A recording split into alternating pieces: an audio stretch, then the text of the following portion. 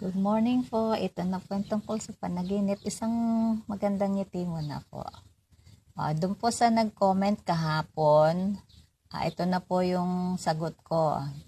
Kung kayo po ay nanaginip or napanaginipan nyo ang anak nyo na nahuhulog, ang ibig sabihin po nun ay baka po siya ay maaksidente or magkasakit.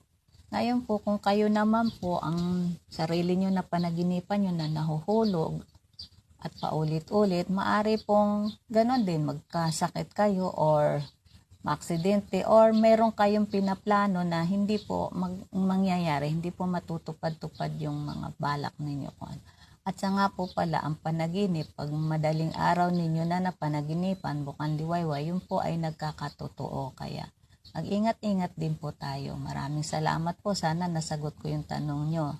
I love you all. Mag-share naman po kayo at react. Thank you.